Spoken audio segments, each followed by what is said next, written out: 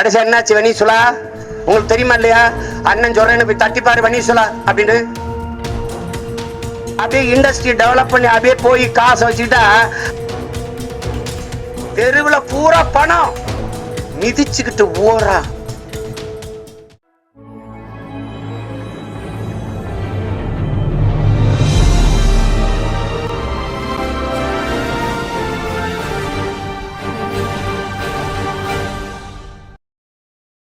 நாட்டின் பிஞ்சுகள், நாட்டின் எதிர்கால குழந்தைகள் பசியோடு உறங்க செல்கிறார்கள்.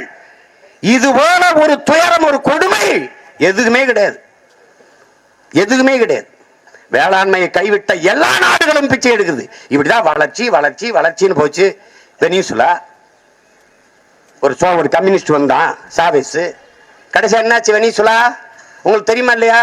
அண்ணன் சொல்றேன்னு போய் தட்டிப்பாரு வெனிசுலா அப்படின்னு.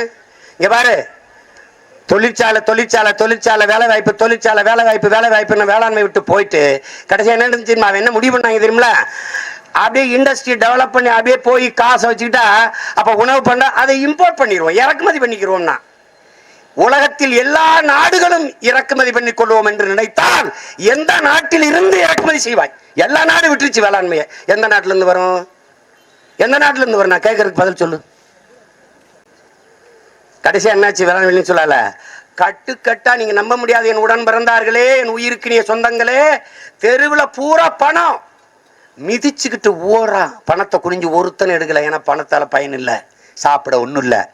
ஆடு இல்லை, மாடு இல்லை, பாம்பு இல்லை, பள்ளி இல்லை, காக்கா இல்லை, கொக்கு இல்லை, நாய் இல்லை, நரி இல்லை, தின்னு முடிச்சிட்டான். ஓடி கடைகளை உடைச்சு ஒரு ரொட்டி துண்டுக்கு சண்டை காட்சி இருக்கு. நான் போய் சொல்லல, பாத்துக்க. இதேதான் பண்ணான். சோமாலியாங்கிற ஒரு நாடை தட்டிப்பாரா 1965 பூமியின் சொர்க்கமா இருக்கும், பச்சை பசேன்னு இருக்கும், சோலையா இருக்கும். கடைசி என்ன இருந்தது? இந்த மாதிரி தான் தொழிற்சாலை, அணு உலை, அந்த கலை, இந்த கொலைன்னு கொண்டு வச்சு எல்லாம் பண்ணான். இந்த கழிவுகளை எல்லாம் கொண்டு போய் கடல்ல கொட்டினான். ஒரு ஆழி பேரலை, ஒரு சுனாமி வந்து அதை தூக்கி மறுபடியும் நிலத்துல கொட்டிட்டு போயிடுச்சு. நிலம் என்ன ஆயிடுச்சு? நஞ்சாயிடுச்சு. விளைவதற்கு வாய்ப்பற்ற பூமியாக மாறிடுச்சு. அதோட நிலம் பாலைவனம் ஆயிடுச்சு. முடிஞ்சான். பட்டினி கிடக்குறான், சோமாலியால பட்டினி கிடக்குறான் இன்னைக்கு. அன்னைக்கெல்லாம் பார்க்குறேன் ஒரு காட்சி, ஒரு மனுஷன் மண்டை சட்டியில் வந்துக்கிட்டு இருக்கு. சிரிக்காத, நான் சொல்றது உண்மையிலே சத்தியம் பேசிட்டுக்கேன். கால கொடுமை, அந்த நிலைக்கு தள்ளப்பட்டுருவ. கவிப்பேரரசு வைரம் சொல்றாருல, அப்போ காட்டில் வேட்டையாடி சாப்பிட்டோம், ஆதியில காடுகள்ல. அப்ப வேட்டையாடி சாப்பிடும்போது ஒருவேளை உணவு கிடைக்கலன்னா இறந்த பிணத்தை உண்டோம். பிணத்தையும் எடுத்தவொடனே சாப்பிட முடியாது. ஓட்டப்பந்தயம் வச்சு, ஓட்டப்பந்தயத்தில் வென்றவனே பிணத்தில் பாதி தின்றான்னு எழுதியிருக்காரு. 3ஆம் உலக போர்னு ஒரு புத்தகம், நீ முழுக்க படிக்க வேண்டியதில்லை, முதல் பக்கத்துல 300 எழுதியிருப்பாரு. அந்த நிலை இனி வராது என்று சொல்வதற்கு இல்லை என்று சொல்லியிருக்காரு. அதை எச்சரிச்சுக்கணும் இளைய தலைமுறை பிள்ளைகள், நல்லா கவனிச்சுக்கணும். உனக்கு என்ன வச்சிருக்கான்? நீர் இருக்கா? அதை விற்கிற முதலாளி. உலகில் உலக உயிர்களின் ஆகாரமா இருக்கிற நீர் மிக உயர்ந்த சந்தை பொருள், விற்பனை பண்டம்.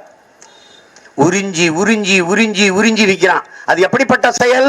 தாயின் மார்ல பால் குடிக்கலாம், அது இயற்கை. அந்த மாரை அறுத்து ரத்தம் குடிப்பது எவ்வளவு பெரிய கொடுமையோ, அப்படி ஒரு கொடுமையை இந்த அரசு, இந்த அதிகாரங்கள், இந்த முதலாளிகள் தொடர்ச்சியா செய்து கொண்டிருக்கிறார்கள். எத்தனை நாள் கேட்டிருப்பேன், எனக்கு தாகம்னா போத்தலை நீட்டிடு இல்லை, இந்த காக்கைக்கு யார் நீட்டுவா? இந்த கொக்குக்கு சிட்டுக்குருவிக்கு யார் நீட்டுவா? இந்த பூச்சி வண்டுக்கு, வண்ணத்து பூச்சிக்கு யார் நீட்டுவா? இந்த அணில் எலிக்கெல்லாம் யார் கொடுப்பா? ஆடு மாடு கோழி குஞ்சுகளுக்கு யார் கொடுப்பா? யோசிக்கவே இல்லை நீ.